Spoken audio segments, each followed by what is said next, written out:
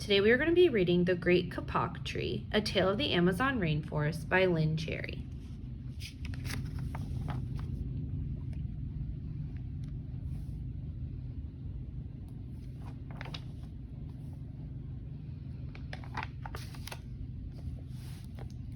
Two men walked into the forest.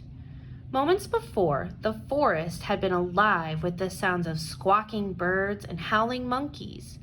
Now all was quiet as the creatures watched the two men and wondered why they had come.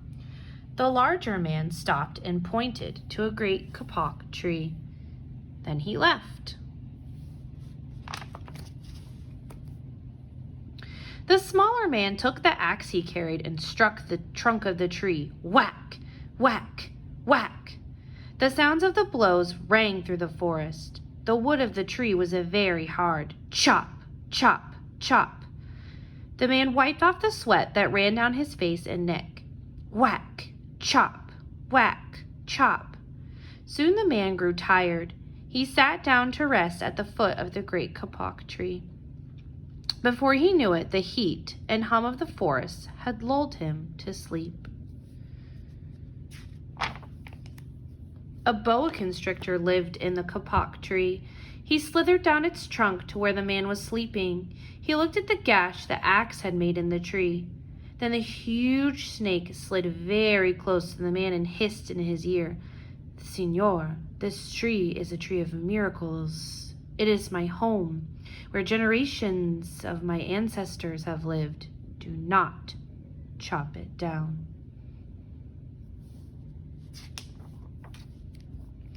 A bee buzzed in the sleeping man's ear. "Señor, my hive is in this kapok tree, and I fly from tree to tree and flower to flower collecting pollen. In this way, I pollinate the trees and flowers throughout the rainforest. You see, all living things depend on one another." A troop of monkeys scampered down from the canopy of the kapok tree. They chattered to the sleeping man. "Señor, we have seen the ways of man. You chop down one tree, then come back for another and another. The roots of these great trees will wither and die, and there will be nothing left to hold the earth in place. When the heavy rains come, the soil will be washed away, and the forest will become a desert."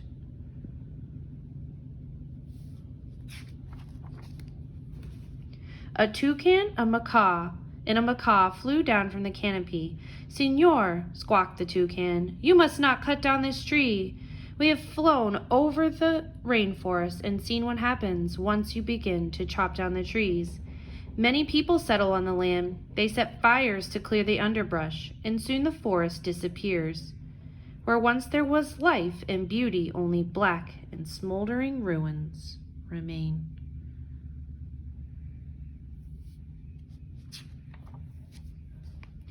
A bright and small tree frog crawled along the edge of a leaf. In a squeaky voice, he piped in the man's ear. "Señor, a ruined rainforest means ruined lives, many ruined lives. You will leave many of us homeless if you chop down this great kapok tree." A jaguar had been sleeping along a branch in the middle of the tree.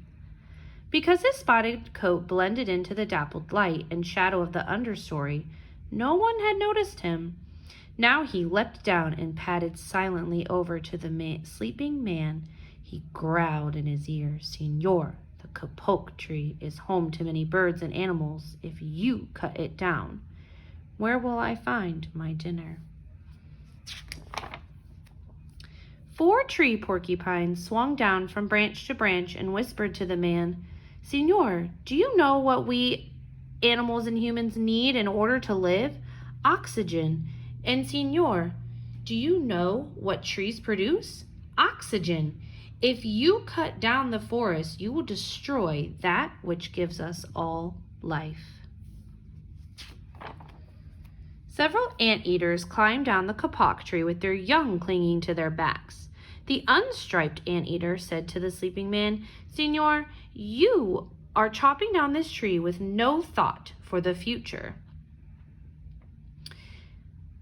And surely you know that what happens tomorrow depends upon what you do today. The big man tells you to chop down a beautiful tree. He does not think of his own children who tomorrow must live in a world without trees. A three-toed sloth had begun climbing down from the canopy when the men first appeared. Only now did she reach the ground. Plodding ever so slowly over to the sleeping man, she spoke in her deep and lazy voice. Signor, how much is beauty worth? Can you live without it? If you destroy the beauty of the rainforest, on what would you feast your eyes? A child from the Yanomamo tribe who lived in the rainforest knelt over the sleeping man. He murmured in his ear, Signor, when you awake, please look upon us all with new eyes. The man awoke with a start. Before him stood the rainforest child, and all around him, staring, were the creatures who depended upon the great Kapok tree. What wondrous and rare animals they were.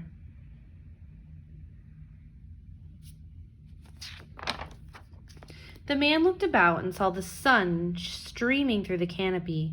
Spots of bright light glowed like jewels amidst the dark green forest. Strange and beautiful plants seemed to dangle in the air, suspended from the great kapok tree.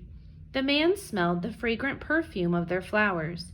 He felt the steamy mist rising from the forest floor, but he heard no sound, for the creatures were strangely silent. The man stood and picked up his axe. He swung back his arm as though to strike the tree. Suddenly he stopped. He turned and looked at the animals and the child.